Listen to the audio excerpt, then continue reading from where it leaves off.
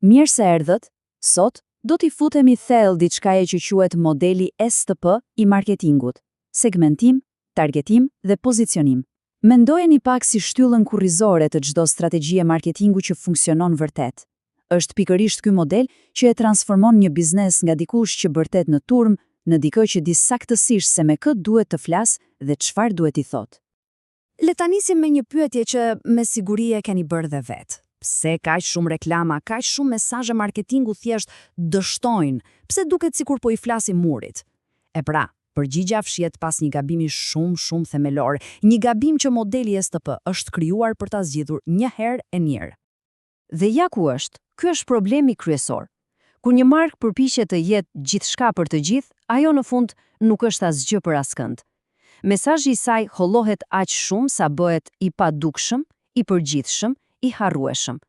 Dhe kjo nuk është thjesht jo efektive, është një djegje pastër e kohës, parave dhe e gjithë potencialit të biznesit. Okej, ja si do ta zbërthejmë të gjithë të proces. Do të nisemi me zgjedhjen strategjike, pra me vetë modelin STP.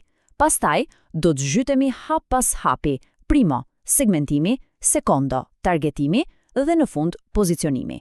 Dhe në mbyllje, do t'i lidhim të gjitha pikat për të parë se si funksionon e gjithë makineria. Pra, zgjidhja për këtë lëmsh marketingu është pikërisht modeli STP.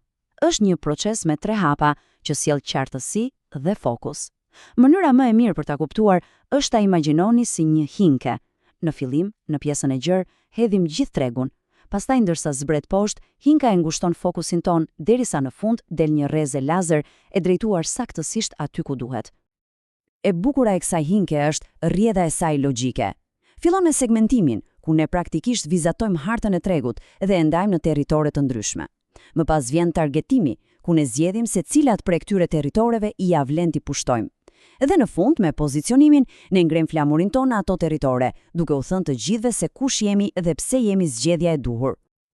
Në rregull, le të fillojmë me themelin, me hapin e parë, segmentimin. Këtu ndalojmë së mari me mend dhe fillojmë të kuptojmë vërtet se me kë kemi të bëjmë. Sepse, duhet ta dini, nuk mund të fitosh një lojë nëse nuk i kupton rregullat dhe lojtarët e saj. Pra, çfarë do të thotë saktësisht të segmentosh? Imagjinoni një stadium plot me njerëz. Segmentimi është procesi ku ti gjen grupet brenda asaj turme që kanë diçka të përbashkët. Për shembull, tifozët e një skuadre apo ata që ulen gjithmonë në të njëjtin sektor. Qëllimi është të identifikojmë këto grupe sepse ata do të përgjigjen mesazheve tona në mënyrë të ngjashme. Dhe kjo gjë nuk është magji, është thjesht analizë e zgjuar. Pra, si e presim këtë tortë të madhe të tregut? E po, zakonisht përdoren 4 thika kryesore: demografike, që i përgjigjet pyetjes kush janë ata, mosha, gjinia e të tjerë; gjeografike, ku jetojnë ata, në cilin qytet, në çfarë lagjeje; psikografike, si mendojnë ata, çfarë vlerash kanë, ç'stil jete bëjnë; dhe ndoshta më e rëndësishmja, ajo e sjelljes, çfarë bëjnë ata realisht, sa shpesh blejnë, ku blejnë, secila na jep një pjesë të ndryshme të puzzle-it. Tani, prisni pak, le të ndalemi te një dallim thelbësor. Pseja kundrejt çfarës. Segmentimi i sjelljes na tregon çfarë bëjnë klientët. Për shembull, blejnë produktin ton çdo të premte. Okej, kjo është e dobishme, por psikografika na tregon pse e bëjnë këtë, sepse e shohin si një shpërblim pas një jave të gjatë pune.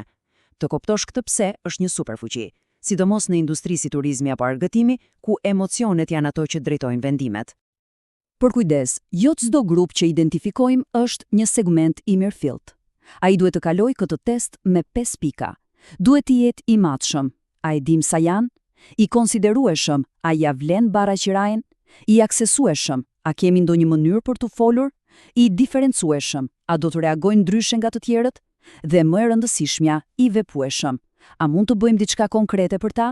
Sepse nëse një segment dështon në këtë pikë të fundit, ai është thjesht një statistikë interesante, jo një mundësi biznesi. Mirë. Tani që e kemi hartën e tregut të shtruar para nesh, vjen hapi i dytë, targetimi. Këtu ndalojmë se analizuari dhe fillojmë të marrim vendime. Kjo është zgjedhja e betejave tona, sepse një strateg i zgjuar nuk lufton në çdo front. Ai zgjedh me kujdes terrenin ku ka shanset më të mëdha për të fituar.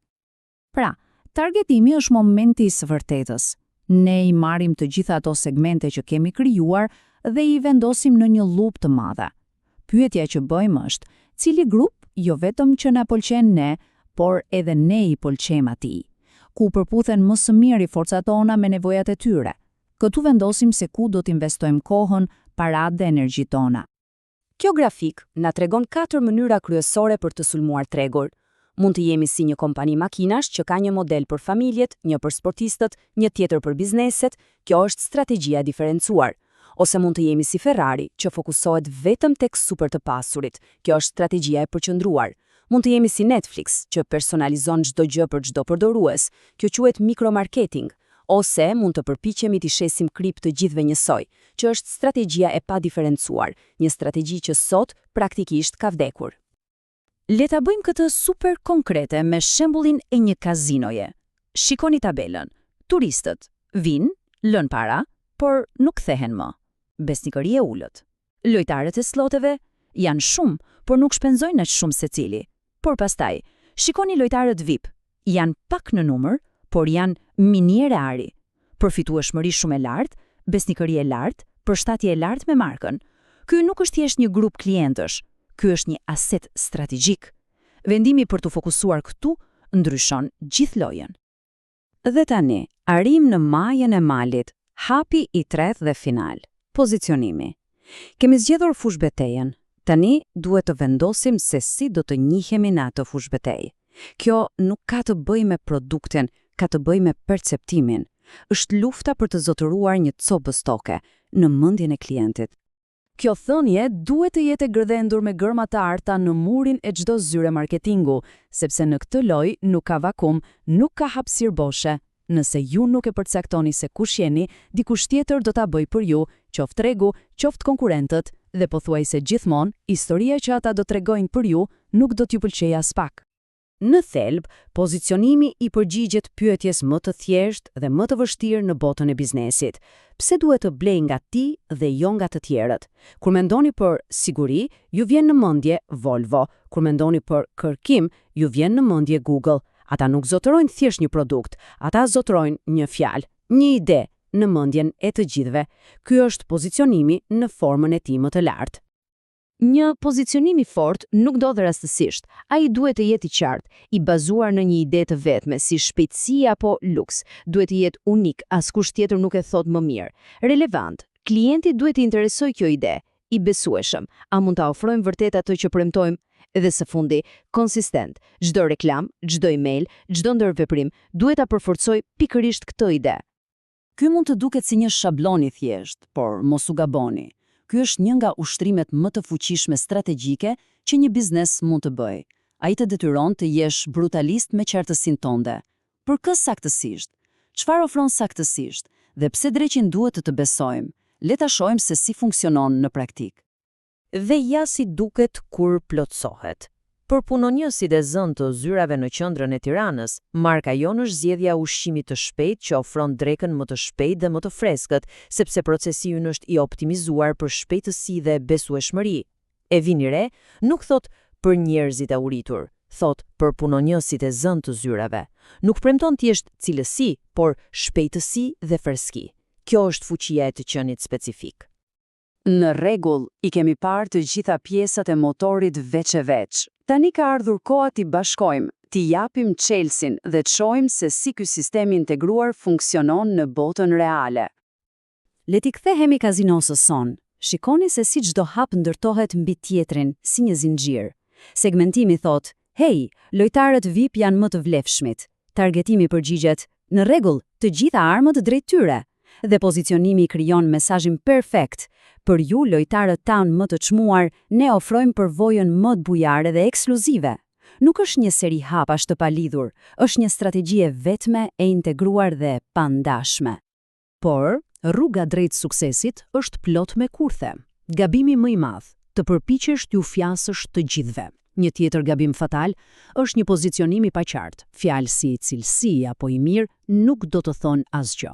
Dhe ndoshta më i keqi nga të gjithë, të bësh një premtim madhështor pa pasur aftësinë operacionale për ta mbajtur atë. Kjo është mënyra më e shpejtë për të shkatruar besimin dhe markën tënde. Dhe kështu, bërim në pyetjen më të rëndësishme që mund t'i bëni biznesit tuaj. Nuk është kujt po i shërbejmë, është kë po zgjedhim me vedije të plot, të mos i shërbejmë. Përgjigjja ndaj kësaj pyetjeje nuk përcakton thjesht marketingun tuaj, ajo përcakton identitetin tuaj. Kjo nuk është thjesht strategji, ky është guzim.